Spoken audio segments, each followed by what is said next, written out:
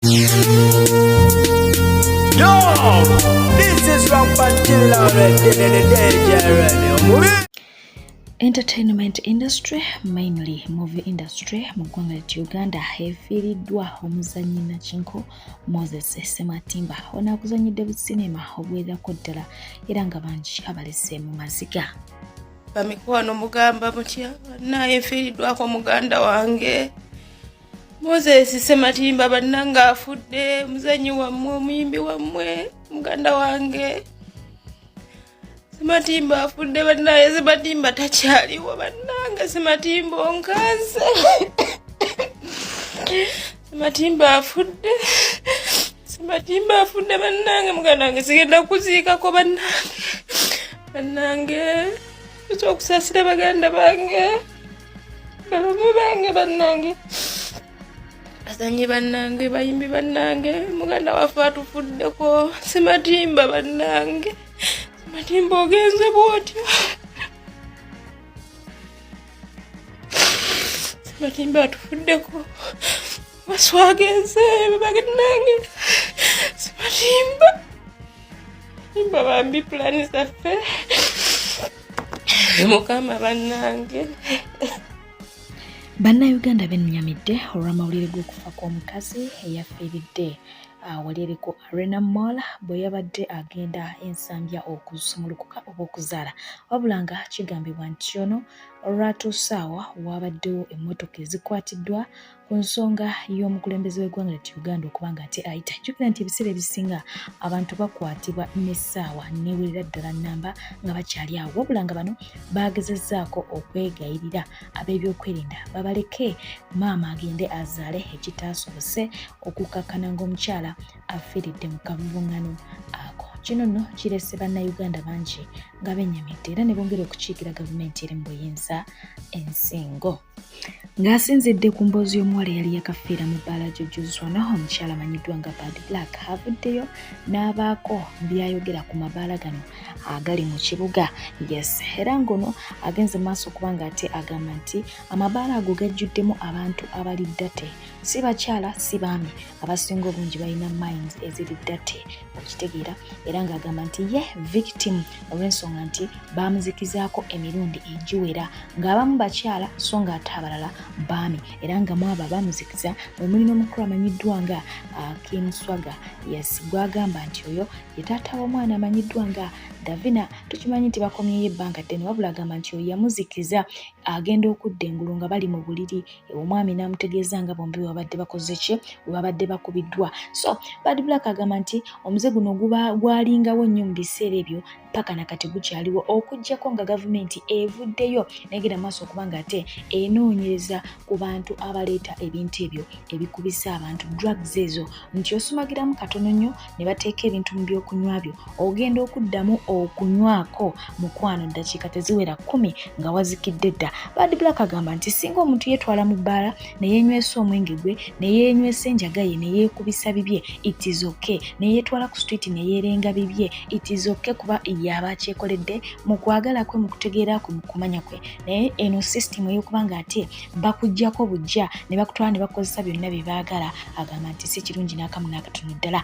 Weewaawo alina erinnya lyegenze maaso okuba nga ate akoonako, wadde nga ate eryokubiri yali zisaawo, yali bisebise, naye ng'ayogedde ku linnya ery'omuwala amanyiddwa nga Shira, ng'agamba nti be bamu ku bawala abo abali eyo mu mabaala nga bakola ebintu ebifaananako ebiti, badruginga abaana b'abandi ne babatwala ne babakozesa, oluvannyuma ne basuula awo. So n'agenda maaso okuba nga ate akoowoola gavumenti egende maaso okubaako kyekola, cameras zeeyongere mu mabaala such that basobola okulaba abantu ababa badruginga bannaabwe ne bagenda maaso okuba nga ate babakolako ebikolobero. Ye yagambye ayogera out of experience, era n'ategeeza nti oyo yenna atatuukangako buzibu bwonna nga buvudde mu mbeera eyo gy'agezaako okunnyonnyola ensonga ezimu sirika busirisi zikole ki, zireke, kubanga nti ebintu ebiri evil biri mu mabaala eyo.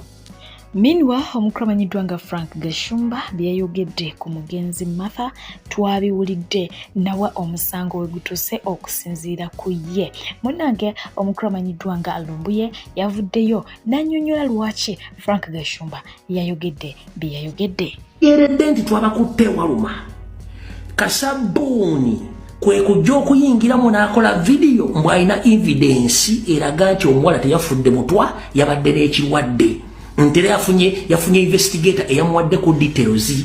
Jjukira Kasabbuuni abaakinga oba akavalinga muwala we nga muwala we yemukuba coordinators abawala banabalagira ababalagi balina okugenda nkiddamu. Kasabbuuni ajja mu kintu kino nga akolanga backup okubakinga kawala ke kubanga kabo kuba coordinators kali ku boss loko ne ku international level aba coordinating agaba executive kyekirese Kasabbuuni okukavalinga. Ulira message ujulira bulungi nnyo. Oli anko yagambye kubaga siye biological father anko yagambye ajja kosa buli tu okumanya ekyasse omwana we gashumbolera yakifunye dda ate kati kese bekyalulira. Emani makatona page bonezo. Conversation ino yali initiated by Martha. Woliawo nzijengulabeko.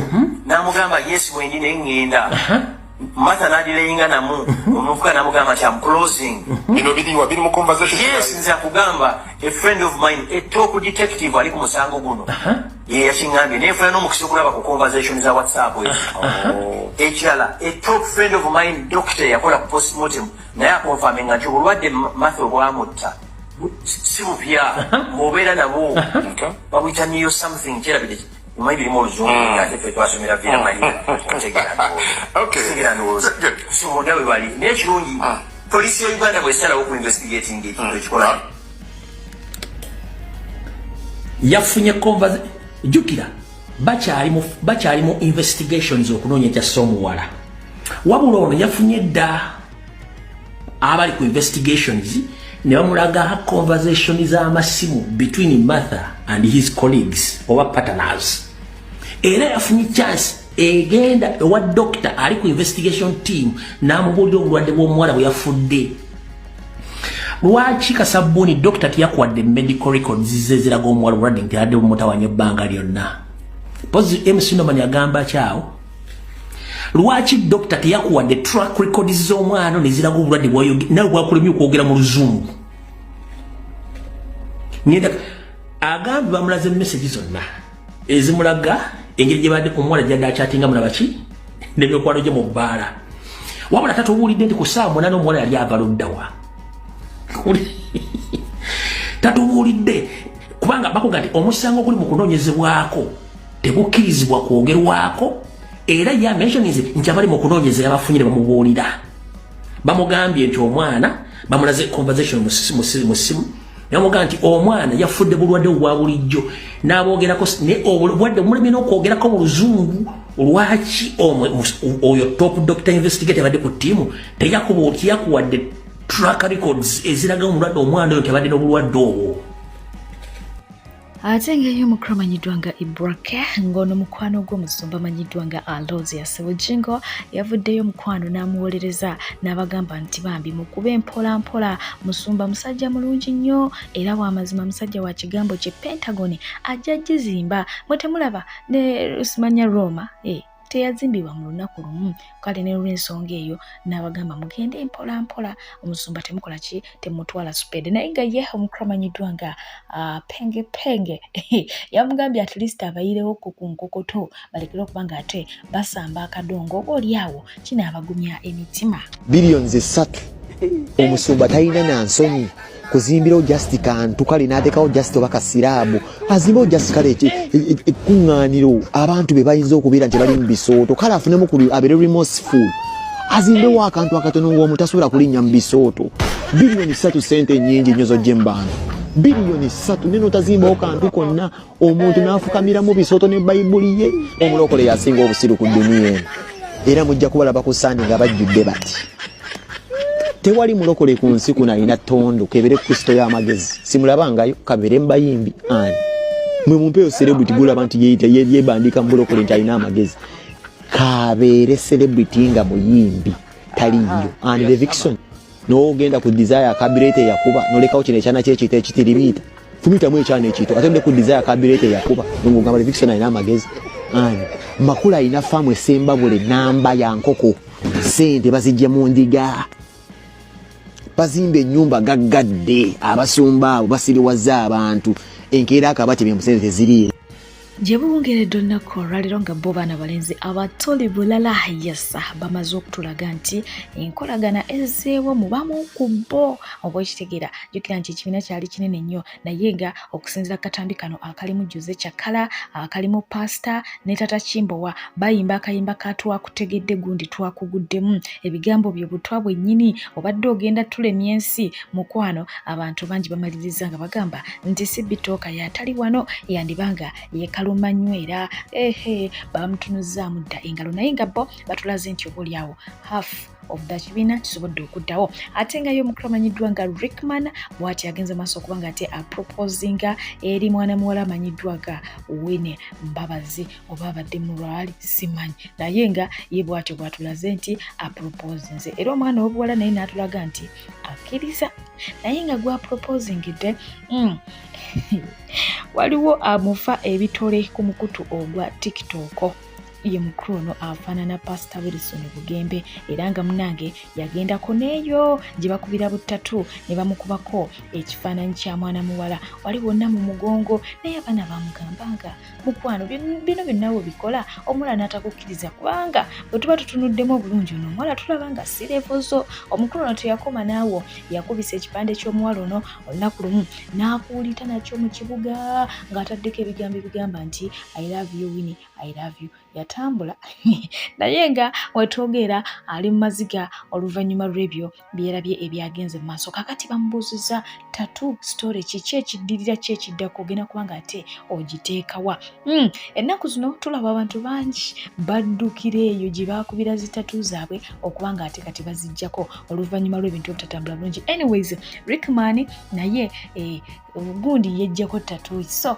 bingi bizze bibaawo weewaawo ye mwana muwala amanyiddwa nga Vivian Tendo yagenze maaso okuba nga ate ayagaliza bebi we amazaalibwa amalungi n'obugambo buli obw'omuhabatina obuthufu okukamala so ekihabatina kyatambula ddala bulungi nga ye bakibala naye nga ye King Saha n'omukulu amanyiddwa nga Lili Puzzle olutalo lukyagendera ddala mu maaso lwakuba nti King Saha asiriseemu ennaku zino oba ali mu kisiibo ekisiibo kyakati ekimusirisiza naye nga Lili Puzzle tazikiza akubira kumukumu ate bafuudu soja olutalo baalukuleka mbali ku nsonga za ggwanga bafuudu soja olutalo baalukuleka muwekka banti baakubuuka Bobi Wine nga yakubuuka nekusho yajja ennyimba 10 zinaggwayo D3 nga tumaze okulonda wandibadde kati watambuddeko dde ennyimba 50 where is the songs akawumbi wakajjewa tewakoze akawumbi kuliko sente za dictator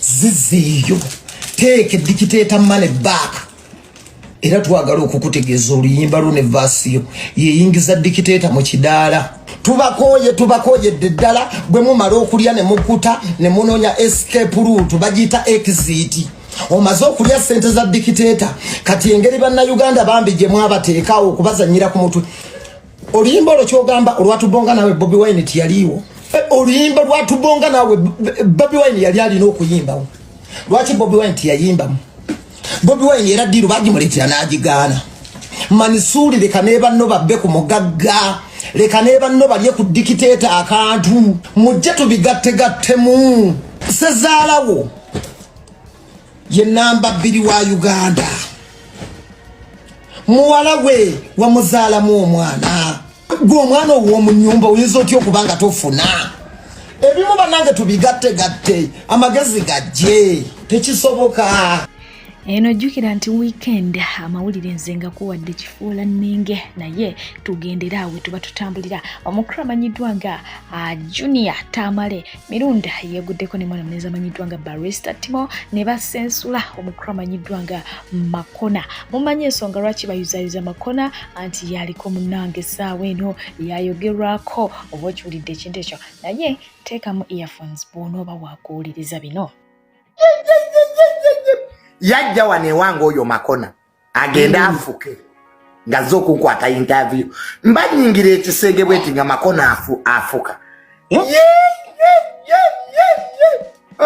Barrister Gwandogoyi bano omukazi ne bwe yakabye mutuufu goba ko musajja akulya n'okola interview mukaaga yakakola interview mukaaga nagwawo ekigo mpulira n'amagulu ganfamba bwe kati omusajja obutono buto waya buzijja wa Junior oba bugende wakojja Kimbo Makona ayina ssemu dondoli Makona Katonda yamumma buli kimu naye wansaawo twate ekikazi kikulu kinene naye omukazi watuukira okukaaba Makona teyakola omukazi akasajja ke katono n'essebo keekaza keekaza ne kamumegga ekigowe wawa kati y'omukazi ye kyekimukaabya like ayagala ki n'abakazi nabo mwejo bwejo ewantu ewayita omuntu gogamba oti ambu Makona yakuyuza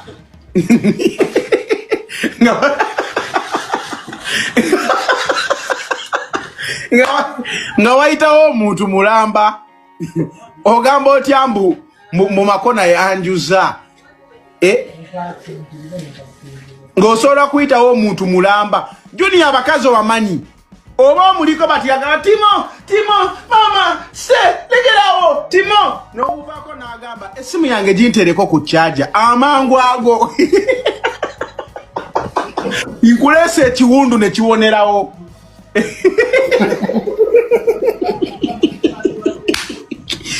oba agamba nkutaddeko ekiwundu amangu ago ne kiwona barista onzita Timo nawe paku wifi ng'ate ogambye ofa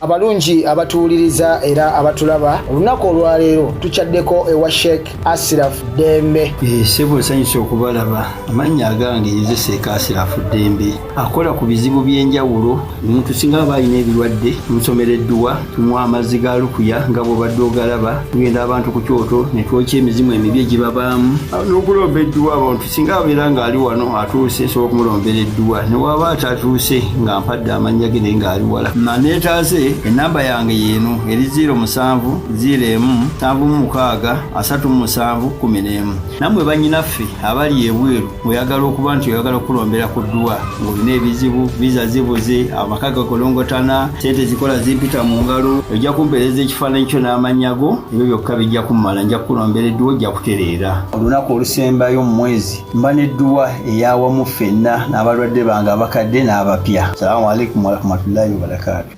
Bamikwano sagala sawulidde saategedde edduuka zambwa weeyo ne ku Molden International Labour Consultants. Yes, baagala bannamukisa bagenda okubanga ate beetaba mu interviews ezigenda okukwajja ennaku z'omwezi nga 28 lujja kuba Lwakutaano n'ennaku z'omwezi nga 2 lujja kubeera Lwakusatu nga wano nno beetaaga baana ba bulenzi wakati w'emyaka 21 okutuukirira ku myaka 38. Beetaaga ba male supermarket attendants, male cleaners wamu ne male airport cargo handlers. So mukwano yanguwa oberenga ate wefunira omukisa gonna kugamba nti tebakwasaganya ebyo byokka balina emirimu ntongoni nawo omwana w'obuwala tebakusuulirira eyetaza omulimu gwa maid waiters ne waitresses bagirina balina emirimu egyeba baristas. So duka zambwa oberenga ate wina home of opportunities okiwulidde omukisa tegukoleka ate nga bano bakolera ku lwerufu n'amazima. Ate awo ennyini wennyini okuba ate nkuyisizaako mu maka g'omukulu amanyiddwa nga Ismail atasiiba eyenywera ne ku kenge mu kisibo ngamba TikTok amanyiddwa nga Sefco n'omwagalwa we amanyiddwa nga Baby Hanuna. Bano nno emmere ebatabudde naye nga omwami atunula nga eyabadde akyajinze. Anyways, emmere ebatabudde lwa mwami kudda waka n'asanga ng'omukyala nga bwe yamulese mu buliri bw'akyali akyezinze tannafumba yadde akomuntamu ate nga ye waliwo nakakutiya esesaamu. So ono avudde mu mbeera n'amutabukira naye ng'amutabukidde ku mukutu gwa TikTok. Jukira nti laavu bano bo basalawo kugiteeka kuki mukutu paka lasti. Nze sefuko nkira olumu enjala obeere nga mu buli kuva 7 mpaka 5. Buli lunaku okuva wetwaddawo ekyo kyekituyombya ku makya buli lunaku naye emputu nze nja gikumalamu naawe. Bibato bisobodde neesonyiwa kati.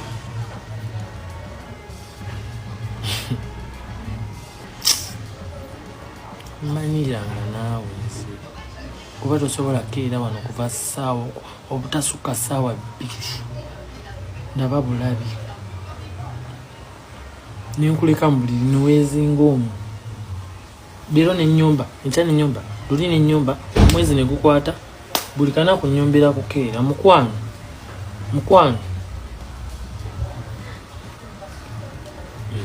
Ojja kukiraba. Ekyokya.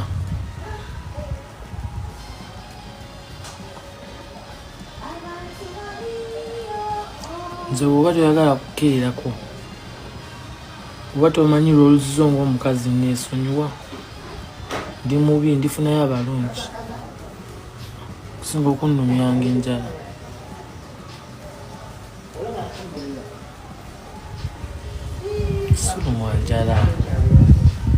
Sirumwa njala.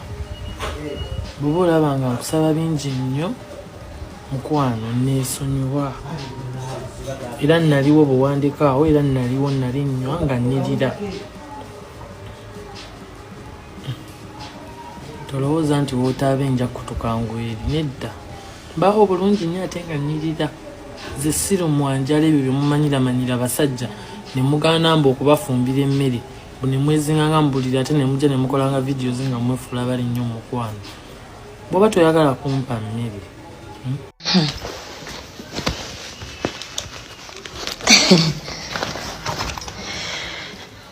Oba tali nze ngenda kufumba yaffe. Yo oba tayagala alekeyo. Ngende muyite nako muyiteko ngende ngule emmere.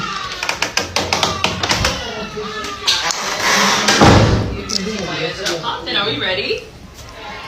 Yeah, you guys sound ready. So with that being said,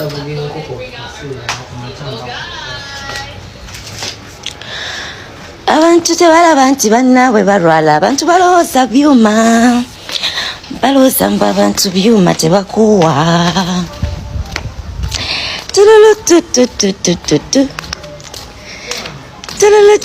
Ate oba ogenze ku live bagamba nga weesifumba.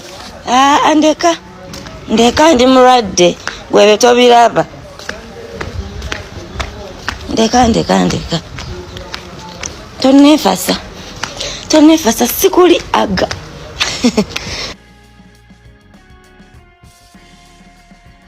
Sikuli aga.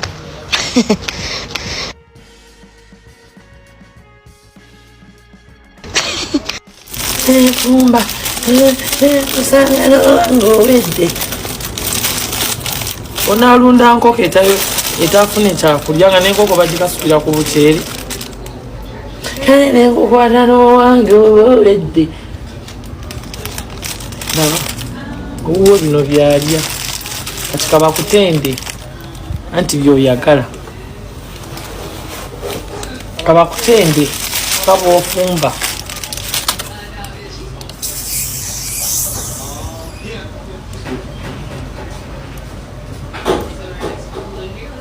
Kaina na magezi kana kazi. Mwana wange pa kusowani. Carlos. Tia. Asubire muri bulungi. Zenjale nzija kumulamwa. Nvaako nkupunga. Kubange waffe Salumu wako kunjala. Mama wange nera nakiwulira era zino video kyamuzi recordinga. Mujja kuleeta obuzibu, nze si mumwanjala. Olaba ne mukomera nali ndya bulungi, nze saalya kawunga.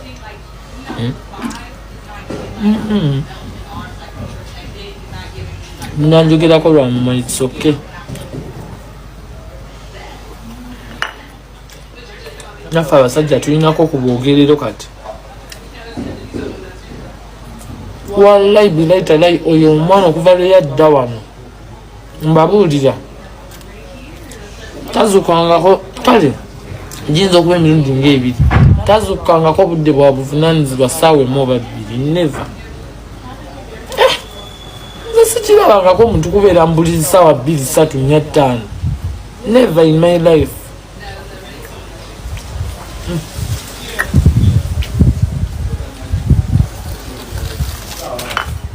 kati kamukirabe wetu bwe tubeera.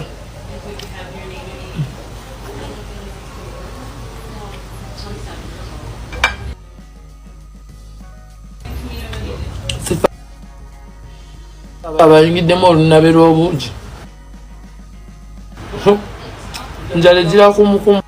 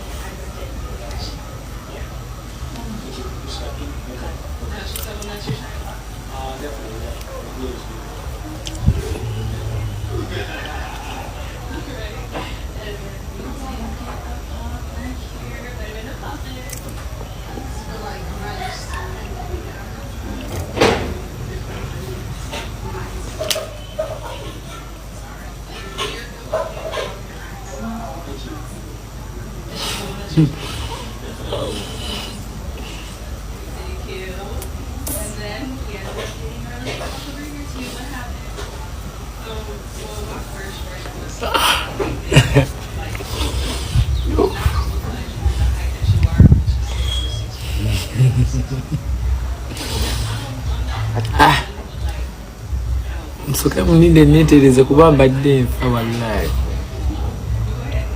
Ngina nzire engulu. Ngenda kati mpulira uliramu.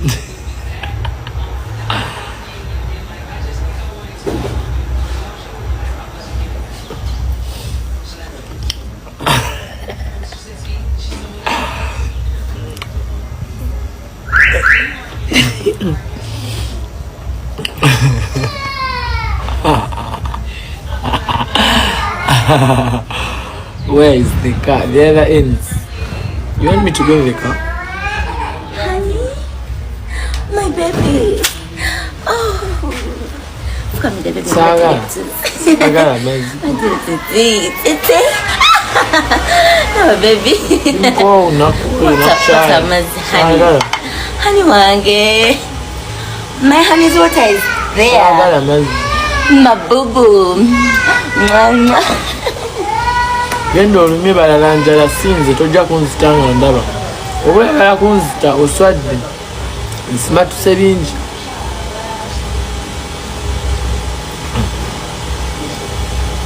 Okunyumya ebentala. Ntabuka.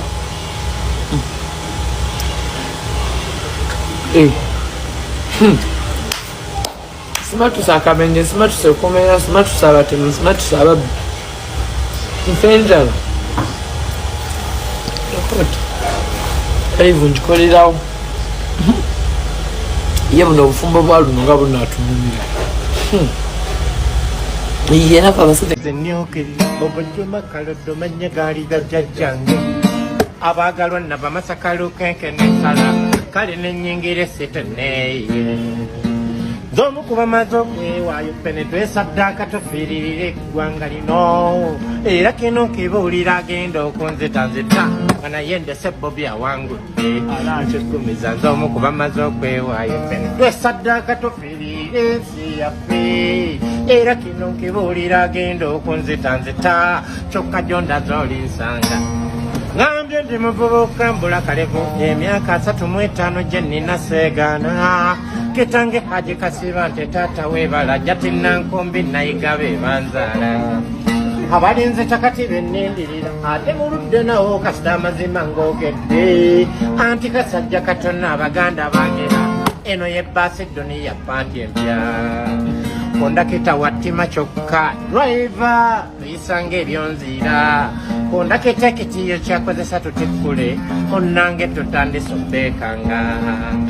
Basi ya wabadda tofudde eddukira mu ttale eraba yonna ensensebuse. Ate tekyasiba emisinde erengera munnange Basidoniya linda kigo. Maika siragidde nfukamidde. Bulambalamba ngira kuwanga ate nsembayo ne mama Kadaga. Yes, weewaawo omukulu amanyiddwa nga Fred Kajibirumbuye azizenga ayogera ku nsonga zino. Abamu ne bamuyita omugu w'eddalu, abamu ne beebuuza bw'ajja abijja.